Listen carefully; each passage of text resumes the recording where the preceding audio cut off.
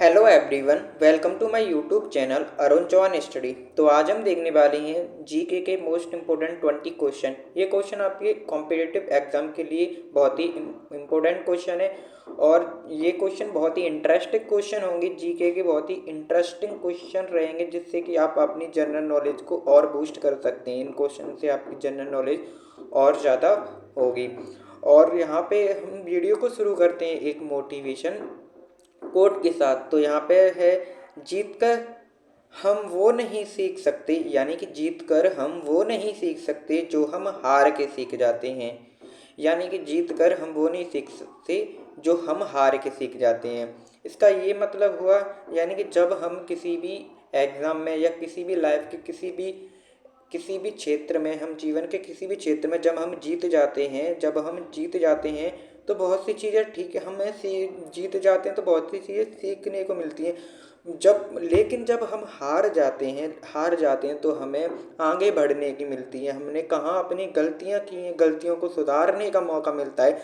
अगर हम गलतियाँ नहीं करेंगे तो किस को सुधारेंगे। हमसे गलतियाँ होती हैं सुधारने के लिए, जिससे कि हम आगे बढ़ते रहें, कोशिश करते रहें अपनी गलतियों को सुधार के, और मंजिल एक ना एक दिन आपको ज़रूर मिलेगी। तो चलिए आइए शुरू करते हैं वीडियो को। तो आपकी स्क्रीन पे है क्वेश्चन नंबर 1 और पूछा गया है उसमें, खुशबुओं का शहर किसे कहा जाता है। आपसे पूछा गया है पहले क्वेश्चन में कि खुशबू का शहर किसे कहा जाता है, किस शहर को हम खुशबू का शहर कहते हैं। तो आपकी स्क्रीन पे है, ऑप्शन दिए गए हैं। ऑप्शन ए है आपके पास जो कि कन्नौज को, और आपके पास ऑप्शन बी है अहमदाबाद को, और आपके पास ऑप्शन सी है अहमदाबाद को, या फिर आपके पास ऑप्शन सी है जयपुर को, और ऑप्शन डी है मेरठ। तो किस शहर को हम जो है खुशबू का शहर कहते हैं। तो आपका आंसर हो जाएगा ऑप्शन नंबर सी, यानी कि जयपुर को। तो गुजरात पिंक सिटी होगा हमारा, क्या हो गया, पिंक सिटी गुजरात हो गया। अगर और क्वेश्चन में क्या पूछा गया है, खुशबुओं का शहर, तो इस पर ध्यान दीजिए। पिंक सिटी हमारा गुजरात हो जाता है। अगर मैं खुशबुओं के शहर की बात करूं तो इसका सही उत्तर है जो कि कन्नौज हो जाएगा, कन्नौज। क्योंकि कन्नौज को हम क्या कहते हैं, खुशबुओं का शहर कहते हैं। तो चलिए बढ़ते हैं क्वेश्चन नंबर 2 की तरफ। तो क्वेश्चन नंबर 2 है आपकी स्क्रीन पे, और इसमें आपसे पूछा गया है कि किस देश में दहेज लेने पर फांसी की सजा सुनाई जाती है। आपसे पूछा गया है कि किस देश में दहेज लेने पर फांसी की सजा सुनाई जाती है। आपके पास ऑप्शन दिए गए हैं, सूडान देश में, और आपके पास ऑप्शन बी है भारत देश में, और ऑप्शन सी है आपके पास इटली देश में, और आपके पास ऑप्शन डी है आपके पास चीन देश में। तो आपको बताना है किस देश में दहेज लेने पर फांसी की सजा सुनाई जाती है। तो फांसी की सजा सुनाने वाली देश का नाम है इटली। इटली देश में क्या होता है, जो दहेज नहीं ली जाती, अगर कोई दहेज की जो है डिमांड करता है, मांग करता है, तो उसे फांसी की सजा दिलाने का कानून है इटली देश में। तो चलिए बढ़ते हैं क्वेश्चन नंबर 3 की तरफ। तो ये रहा आपकी सीन पे क्वेश्चन नंबर 3, और क्वेश्चन 3 में आपसे पूछा गया है, विश्व में सबसे अधिक डाकघर किस देश में है। विश्व में सबसे अधिक डाकघर किस देश में है, डाकघर पोस्ट ऑफिस किस देश में है। आपकी स्क्रीन पे ऑप्शन ए है भारत में, ऑप्शन बी है आपके पास चीन में, और ऑप्शन सी है आपके पास पाकिस्तान में, और आपके पास ऑप्शन डी है अमेरिका में। तो विश्व में सबसे अधिक डाकघर वाला देश कौन सा है। तो इसका सही उत्तर हो जाएगा ऑप्शन नंबर ए, यानी कि भारत। भारत ही एक ऐसा देश है विश्व में जिसमें सबसे ज़्यादा अधिक जो है डाकघर हैं। तो चलिए बढ़ते हैं क्वेश्चन नंबर 4 की तरफ। क्वेश्चन नंबर 4 में आपसे पूछा गया है, हवा महल कहाँ स्थित है। हवा महल जो है कहाँ पर स्थित है। और आपकी स्क्रीन पे ऑप्शंस हैं, ऑप्शन ए है रायपुर में, और आपके पास ऑप्शन बी है जयपुर में, और ऑप्शन सी है आपके पास उड़ीसा में, और ऑप्शन डी है आपके पास असम में। इस क्वेश्चन का आंसर आप कमेंट बॉक्स में लिखना ना भूलें। तो इसका सही उत्तर हो जाएगा ऑप्शन नंबर बी, यानी कि जयपुर में। जयपुर में आपका क्या है, हवा महल स्थित है जयपुर में। चलिए बढ़ते हैं क्वेश्चन नंबर 5 की तरफ। तो आपकी स्क्रीन पे है क्वेश्चन नंबर 5। क्वेश्चन नंबर 5 में आपसे पूछा गया है, सबसे कम क्षेत्रफल वाला राज्य कौन सा है। भारत में सबसे कम क्षेत्रफल वाला राज्य कौन सा है? आपकी स्क्रीन पे है ऑप्शन ए है राजस्थान, ऑप्शन बी है आपके पास उत्तर प्रदेश और ऑप्शन सी है आपके पास गोवा और ऑप्शन डी है आपके पास मध्य प्रदेश। तो इन निम्नलिखित में से कौन सा सबसे कम क्षेत्रफल वाला राज्य है? कौन से देश का सबसे कम क्षेत्रफल है? तो इसका सही उत्तर हो जाएगा ऑप्शन नंबर सी, यानी कि Goa. Goa it is right answer, जो कि क्षेत्रफल में सबसे कम राज्य वाला क्षेत्र है भारत में। चलिए बढ़ते हैं क्वेश्चन नंबर 6 की तरफ। क्वेश्चन नंबर 6 में आपसे पूछा गया है किस जानवर के दूध का दही जमता है? यानी कि आपसे पूछा गया है निम्नलिखित में से कौन सा वो जानवर है जिसके दूध का दही नहीं जमता है, दूध का दही नहीं जमता है। तो आपकी स्क्रीन पे ऑप्शन दिए गए हैं, बकरी के दूध का दही नहीं जमता, ऑप्शन बी है ऊंट के दूध का दही नहीं जमता, ऑप्शन सी है खरगोश के दूध का दही नहीं जमता, ऑप्शन डी है आपके पास गाय के दूध का घी नहीं जमता।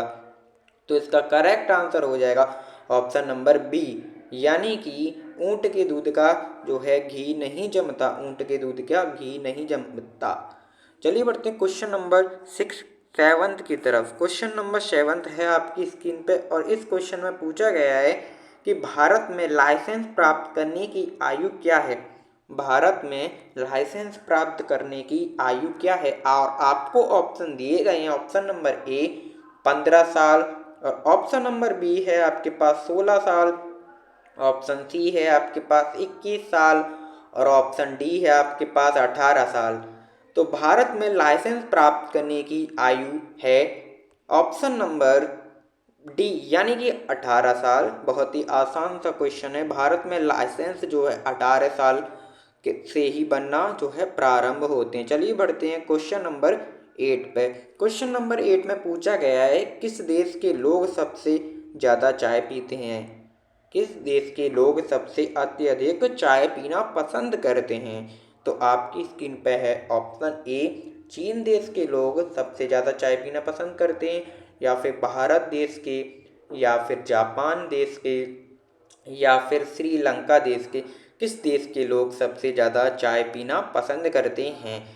तो इसका सही उत्तर हो जाएगा ऑप्शन नंबर बी, यानी कि भारत देश के सबसे ज़्यादा चाय पीना पसंद करते हैं। जी हाँ, भारत देश के लोग सबसे ज़्यादा चाय पीना पसंद करते हैं। चीन और जापान और श्रीलंका के कंपैरिजन में भारत के लोग सबसे ज़्यादा चाय पीते हैं। चलिए बढ़ते हैं क्वेश्चन नंबर 9 की तरफ। क्वेश्चन नंबर 9 की तरफ बढ़ते हैं। तो ये है आपकी स्क्रीन पे क्वेश्चन नंबर 9 में आपसे पूछा गया है पर्वतों की रानी किसे कहा जाता है? आपसे पूछा गया है कि पर्वतों की रानी किसे कहा जाता है। आपके पास ऑप्शन दिए गए हैं, जम्मू को पर्वतों की रानी कहा जाता है, या फिर मसूरी को पर्वतों की रानी कहा जाता है, या लद्दाख को, या नैनीताल को। किस जगह को पर्वतों की रानी कहा जाता है? तो इसका सही उत्तर आप कमेंट बॉक्स में लिखना ना भूलें। तो इस क्वेश्चन का सही उत्तर हो जाएगा ऑप्शन नंबर बी, यानी कि मसूरी। मसूरी को क्या कहते हैं? पर्वतों की रानी कहते हैं, क्योंकि यहाँ पे बहुत ही सुंदर और आकर्षित वाला वातावरण है जो कि पर्वतों का है। यहाँ पे आपको बहुत अच्छे अच्छे जो है सुंदर पर्वत देखने को मिलते हैं, घाटियाँ आपको देखने को मिलती हैं। तो चलिए बढ़ते हैं क्वेश्चन नंबर 10 की तरफ। तो क्वेश्चन नंबर 10 में आपसे पूछा गया है किस धातु का उपयोग मानव द्वारा सबसे पहले किया गया? किस धातु का उपयोग जो है मानव द्वारा सबसे पहले किया गया था? और आपकी स्क्रीन पे है ऑप्शन लोहा, ऑप्शन बी है आपके पास सोना, और आपके पास ऑप्शन सी है तांबा, और ऑप्शन डी है आपके पास चांदी। तो किस धातु का उपयोग मानव द्वारा सबसे पहले किया गया था? तो इसका सही उत्तर है ऑप्शन नंबर सी, यानी कि तांबा। तांबा का सबसे पहले मानव ने उपयोग किया था। मानव द्वारा सबसे उपयोग पहला होने वाली धातु का नाम है तांबा, जो कि मानव ने सबसे पहले प्रयोग में लाया था, तांबा धातु को। चलिए बढ़ते क्वेश्चन नंबर 11 की तरफ। तो क्वेश्चन नंबर 11 है आपकी स्क्रीन पे कि सुंदर शब्द का स्त्रीलिंग क्या होगा? बहुत ही अच्छा क्वेश्चन है कि सुंदर शब्द का स्त्रीलिंग क्या होगा? और आपके पास ऑप्शंस हैं। ऑप्शन ए है आपके पास सुंदरता। आपसे पूछा गया है स्त्रीलिंग बताना है सुंदर शब्द का। ऑप्शन बी है सौंदर्य, या ऑप्शन सी है ब्यूटीफुल, या फिर आपके पास ऑप्शन डी है सुशील। तो सुंदर शब्द का स्त्रीलिंग क्या होगा? तो इसका सही उत्तर होता है ऑप्शन नंबर ए यानी कि सुंदरता। सुंदरता जो कि स्त्रीलिंग है सुंदर शब्द का। तो चलिए बढ़ते हैं क्वेश्चन नंबर 12 की तरफ। तो क्वेश्चन नंबर 12 में आपसे पूछा गया है सबसे तेज बढ़ने वाला पौधा कौन से है? तो आपको बताना है कि सबसे तेजी से कौन सा जो पौधा है वृद्धि करता है अपनी। तो सबसे तेज बढ़ने वाला पौधे का नाम बताना है और आपके पास ऑप्शन इस प्रकार हैं केले का पेड़, ऑप्शन बी है आपके पास नीम का पेड़, या फिर बांस का पौधा, या फिर सपेट का पौधा। तो इसका सही उत्तर आप कमेंट बॉक्स में लिखना ना भूलें। तो इस क्वेश्चन के सही आंसर की तरफ बढ़ते हैं। तो इसका सही उत्तर होता है हमारा ऑप्शन नंबर सी यानी कि बांस का।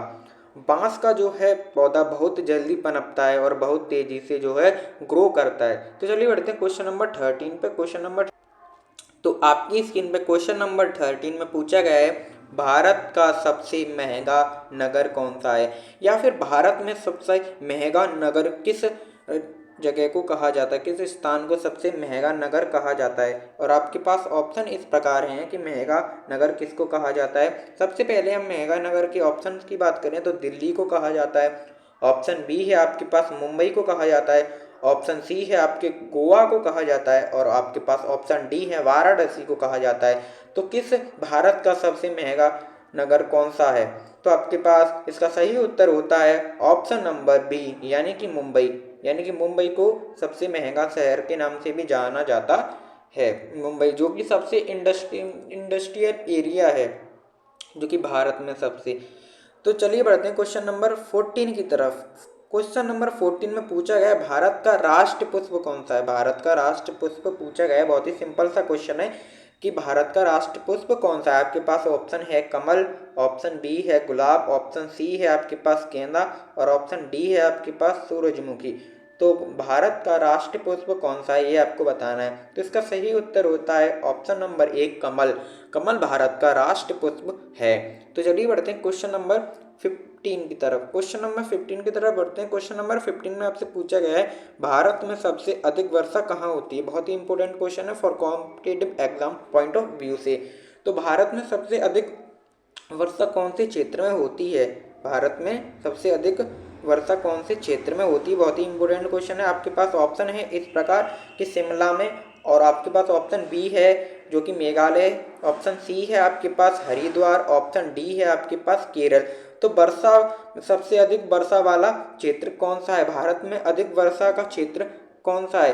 कहाँ पर सबसे ज़्यादा अधिक वर्षा होती है? तो इसका सही उत्तर होता है ऑप्शन नंबर बी यानी कि मेघालय। मेघालय में सबसे अधिक वर्षा होती है। तो चलिए बढ़ते हैं क्वेश्चन नंबर 16 की तरफ। क्वेश्चन नंबर 16 की तरफ बढ़ते हैं। इससे पहले आपने चैनल को सब्सक्राइब नहीं किया है तो चैनल को सब्सक्राइब करें, वीडियो को लाइक करें। चलिए बढ़ते हैं क्वेश्चन नंबर 16 पे। क्वेश्चन नंबर 16 में पूछा गया है कौन सा मुगल शासक पढ़ा लिखा नहीं था। कौन सा जो मुगल शासक थे, मुगलों ने जो शासन किया था उनमें से कौन सा मुगल शासक था जो कि पढ़ा लिखा नहीं होने के बावजूद भी उसने शासन किया था अपनी आवाम पे।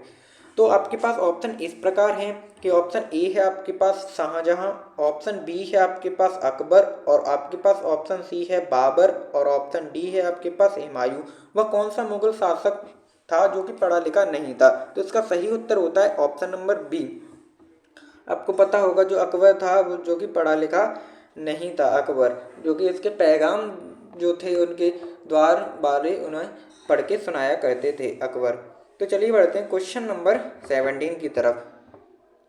क्वेश्चन नंबर 17 में आपसे पूछा गया है सबसे अधिक कंप्यूटर वाला देश कौन सा है।